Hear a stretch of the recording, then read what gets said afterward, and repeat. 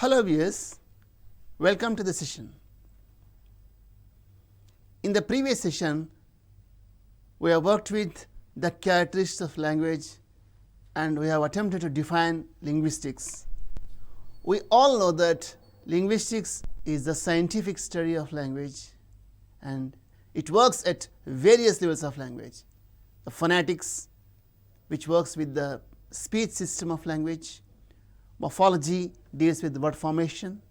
Semantics deals with words and their meanings. Pragmatics and the actual use of language, and syntax and how words are arranged in sentences. In today's session, we are going to work with a specific area of pronunciation which is known as phonetics. So, phonetics, as one of the branches of linguistics, it deals with the medium of speech. It includes the production, transmission and reception of speech sounds. And most of the languages of the world are produced with pulmonic egressive airstream mechanism. So it is said that speech is modified breathing, and we hardly produce any speech sounds, but when we attempt to make some speech, the egressive airstream which comes out of the lungs contributes to the production of speech sounds. Here, various speech organs are involved in the process. The respiratory system, it includes the lungs, the muscles of the chest and the trachea. The phonatory system, the larynx and the vocal folds within it. And the articulatory system, which includes the nose, the tongue, the teeth, the teeth ridge and the roof of the mouth and the lips.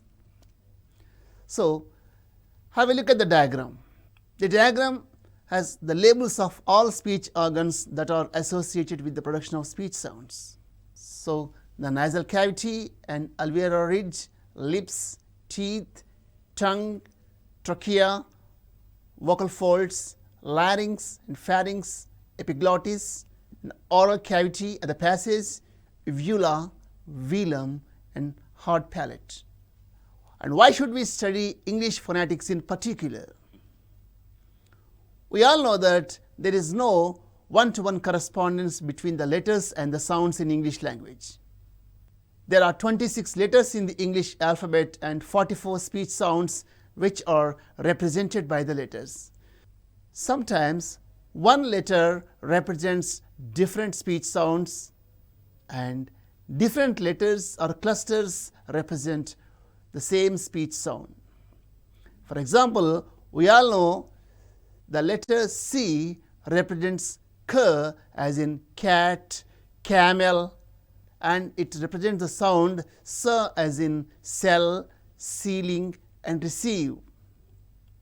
Similarly, the cluster CH is pronounced as K as in chemistry, Ch as in cheap and Sh as in parachute. And since there is no correspondence between the letters and the sounds, we need to pay attention to the production of speech sounds in English language. And we can classify the speech sounds of language into vowels and consonants. There are 44 speech sounds in English language and 24 consonantal sounds. And the basic distinction between the vowels and consonants is vowels are pronounced with open approximation. That means the airstream is free. It doesn't undergo either friction or stricture. And we all know that during the production of vowel sounds, the vocal folds do vibrate. So it is considered that all vowel sounds are voiced. So when we come to consonantal sounds, they can be classified into voicing, voiced or voiceless. So during the production of a consonantal sound, if you feel the vibration of the vocal folds, the sound is considered voiced, as in B as in book and G as in gun and L as in light. So the first level is voicing, whether the consonantal sound is voiceless or voiced, and place of articulation refers to the active articulators that are involved in the production of a particular consonantal sound. It could be bilabial, labiodental, dental, alveolar, post-alveolar, palato-alveolar, palatal, and glottal. And when you come to bilabial, the two lips, and labiodental refers to lower lip and upper teeth, and dental, the tip of the tongue and the upper teeth, alveolar, the teeth ridge, and post-alveolar, a little back. The hard palate and palato-alveolar and palatal go to backward towards the soft part of the roof of the mouth, and glottal. And manner of articulation refers to the air stream and how it is released. In case of plosives, it is complete closure and sudden release, and fricatives, complete closure with slow release with audible friction, and affricates, complete closure, slow release without any friction. Lateral refers to the release from the sides of the tongue, and trill and semivols. So when we classify or when we give a label to a consonantal sound, we should see voicing, place of articulation, and manner of articulation. All the consonantal sounds of English language are presented here, and if you see the manner of articulation, stop or plosive, fricative, affricates, nasal or nasal sounds, liquid and glide. Liquid can be lateral and they both come under liquids. And if you see place of articulation, bilabial with the two lips, and labiodental, dental, alveolar, palatal, velar, and glottal. So how can we give a three-term label to a particular phoneme? For example, if you take the phoneme p, it is voiceless and bilabial, plosive. So the three-term label for the phoneme p is voiceless, bilabial, plosive. Similarly, if you take the phoneme g, it is voiced, velar, plosive. If you take the phoneme n, it is voiced, velar, nasal. Similarly, if you take the phoneme l, it is voiced, alveolar, lateral. And if you take v, it is voiced, bilabial, semivol. So this is the classification. We can further attempt giving three-term label to certain phonemes, as we have discussed. B as in voiced, bilabial, plosive, and k as in voiceless, velar, plosive, and v voiced, bilabial, semivol, and h voiced, glottal, fricative. So the speech sounds may occur in the word initial position, intervocalic or medial position, or even word final position, right? And this chart gives us the details of the distribution of the speech sounds. And the phoneme p occurs word initial in pi, medial as in spot and tapped, and even it can occur at the end as in tap or tape, and b as in by, final, lab, and medial, bribe. M as in my, smart, and lamb. F as in fi, awful, and loaf. V as in vi, even, and ov. Th as in thigh and with. The as in thy, other, that. T as in tie, mat, stop. And d as in die, lad, mobbed. N as in nigh, sunny, and man. S as in sigh, pass, rice. Z as in zap, lose, and beds. R as in rye, barrel, and fur. L as in lie, sell, and slap. Sh as in shy, nation, machine. J as in azure and vision. The sound j doesn't occur in word initial position in English language. And ch as in child, watch, church. J as in judge, gin, lodging. J as in ja, beautiful and cute. K as in kind, think, and school. G as in guy, lag and eggs. Ng as in bring, gong, angle. The phoneme ng doesn't occur in word initial position in English language. And h as in high, happy and who, and w as in why, wish and word. The vowels are considered to be different from other languages. We all know that the 5 basic letters A, E, I, O and U and sometimes Y represent the 20 vowels sounds. So these 20 vowel sounds can be further classified as pure vowels and diphthongs. So we have already said that vowels are voiced and vowels are produced with open approximation, which means the airstream doesn't undergo either stricture or friction. So how can we give a 3-term label for vowel sounds? And in English language we have to see the roundedness of the lips, whether the vowel sound is rounded or unrounded, and which part of the tongue, is it the front part or central or back, and the height of the tongue, close, half open and open. If you see the diagram, these are the 12 pure vowels. So E, E, A, A. These are considered the front vowels. That means during the production of these vowel sounds, the front part of the tongue is involved. And A, O, U and U. These are considered back vowels, means the back part of the tongue is involved.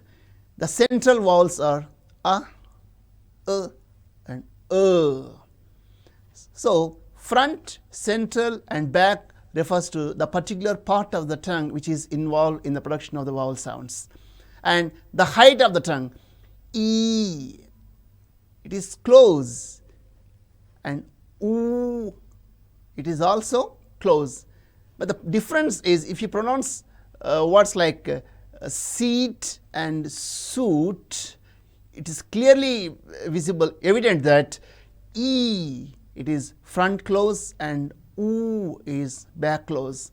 So we can give a 3-term label to this. E is front close unrounded, whereas U is back close rounded. So in this way we can give 3-term labels to all the vowel sounds here. So we can have some practice here. E as in easy, sheep, flea. I as in bin, city. A as in edge, pen. A as in act, man. A as in arm, farm. O as in ox, caught. O as in ought, bought. O as in sugar. U as in ooze, boot, two. A as in up, cup. As in account, forget, and two as in weak form, and as in earth, turn, We can give 3-term label for vowels, as E is front close unrounded, whereas U is back close unrounded, and A as in front unrounded between half close and half open, and U is back rounded vowel just above half close. The other area in vowels is diphthongs or vowel glides. So the pure vowels can be classified as short and long. For example, sit, in which E is short, whereas seat, in which E is long. The phonemic description for the length of the vowel is represented by means of 2 dots, as in E and U and They are all long vowels. But when you come to diphthongs, it is totally different. and these are the sounds which are articulated by the glide. That means the tongue starts its position at a particular vowel sound and shifts to other vowel sound. So this is what we call the glide. So these are the glide vowels, as in A moves to E and it makes A, and A glides towards E as in I, and O moves to E as in I. So A, I, I, these are glides, and A towards U, O and Ow, and Ia, Uva and Ea. So in total there are 8 glides or diphthongs. We can have some practice. A as in 8, pain, play. I as in ice, bike, fly. Oi as in oil, boil, toy. O as in over, board, go. Ow as in out, about, now. Ear as in ear, fearful, near. Ua as in during and pure. Air as in airport, careful and there. So far we have worked with the speech sounds of English language, vowels and consonants. Consonant sounds can be classified as voiced and voiceless, whereas we further work with the place of articulation and manner of articulation. And when we come to vowel sounds, they can be said as pure vowels and diphthongs. Pure vowels further can be classified as short vowels and long vowels, whereas diphthongs are 8. So here a specific term we are going to work is minimal pair or close pair. What do you mean by a minimal pair? A minimal pair is a set of 2 words that differ in terms of just one phoneme, and they differ in meaning also. So pot and cot, it makes a minimal pair for pa and ka, and boy and toy, it is a minimal pair for ba and ta, and man and mat, the minimal pair for n and ta. Late and light, it is for a and I. Cot and caught, it is for o and o. And full and fool, it is a minimal pair for u and u. So as ESL learners, we need to know about the speech system of English language. Whenever we come across a new word, we have to look up it in the dictionary for pronunciation. A standard dictionary like Cambridge Advanced Dictionary or Oxford Dictionary or Orient Longman Dictionary or even Webster. So a good dictionary gives us various features of words like spelling, word class, pronunciation, meaning and even derivatives and how they occur in different contexts. And now we have access to software versions of dictionaries, and we can have regular practice and we can listen to the words and also check our pronunciation. The native speakers of English never find any difficulty in the production of speech sounds. The ESL learners face some difficulties in pronunciation. When they come across a new sound, what do? They replace the new sound with the sound that they already know in their mother tongue. It happens. And within the regional context, it doesn't make any difference. For example, if you say a word like late, and most of the non-native speakers pronounce it as late, as a long A, as in A in Telugu. It makes no difference as far as Indian context is concerned. Even if you say late or late, it is understood clearly. Similarly, as in O, as in go, is pronounced as go, a long O, because we don't have the phoneme O in our languages. And similarly, j, as in rouge or mirage, it is not present in our languages. So we replace with z. So we don't say pleasure, we say pleasure. And we don't say mirage, and we say mirage. It is understood. But sometimes when you come to international intelligibility, this causes a problem. For example, in Devanagari, there is no short E. So they always say E and A. So teacher entering the class says, dear children, tomorrow I am going to taste you. It becomes very horrible because test and taste are totally different. And if you replace test with taste, it will be very, very horrible. But within that context, people understand because they know TEST, it is pronounced as taste in many contexts. But for when you come to international intelligibility or standard variety of English language, it becomes very terrible.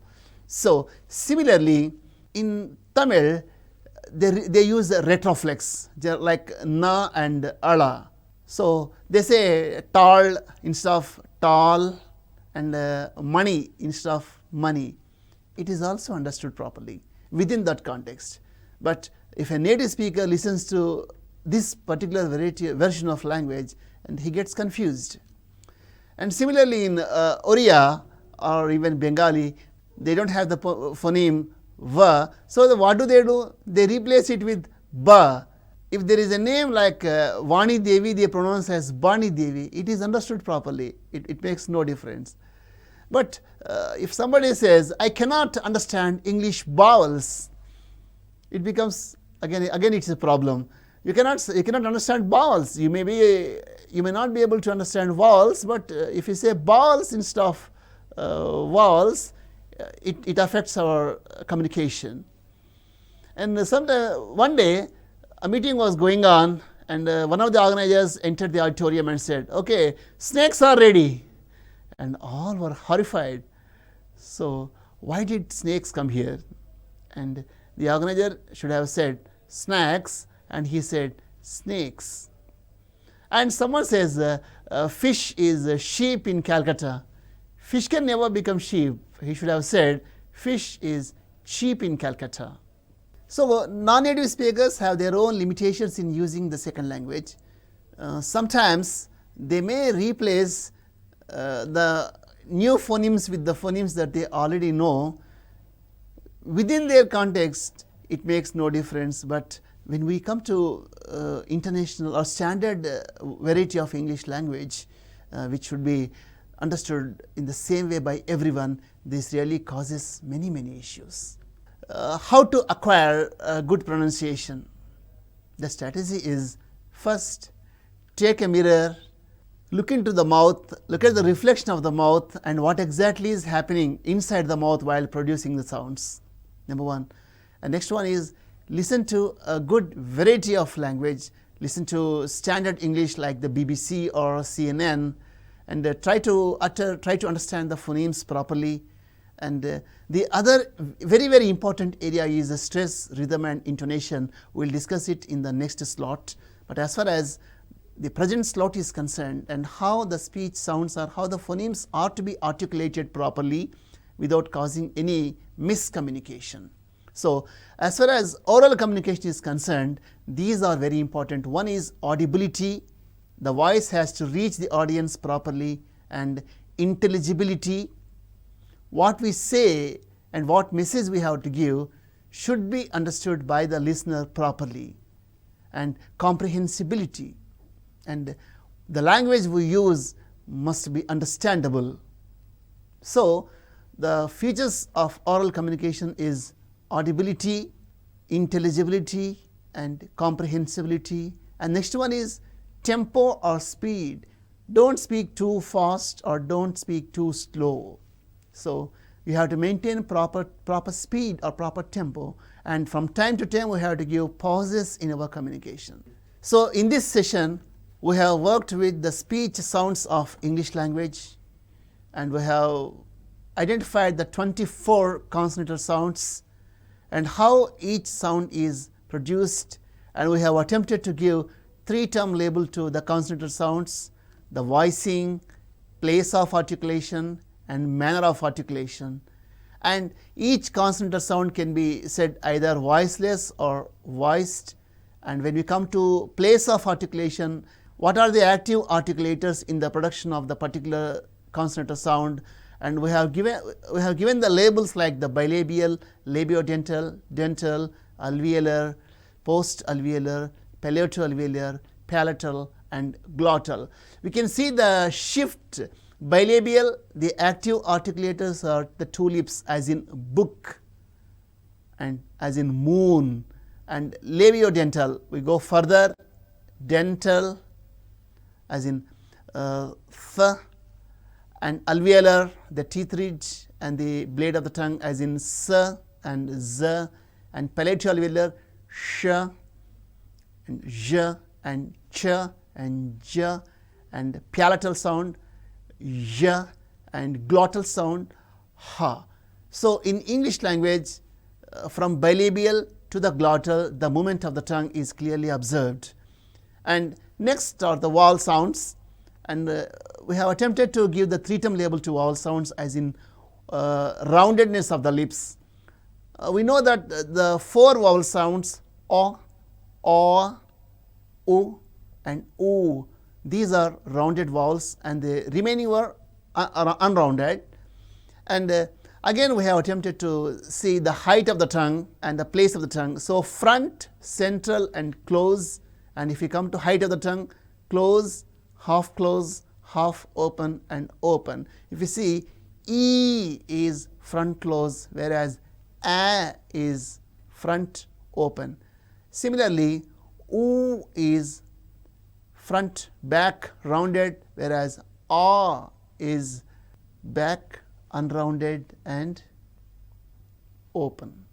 So for every phoneme we have given three-term labels, and how these speech sounds constitute utterances. The next level is a syllable, and the syllable we know very well is the division of the word.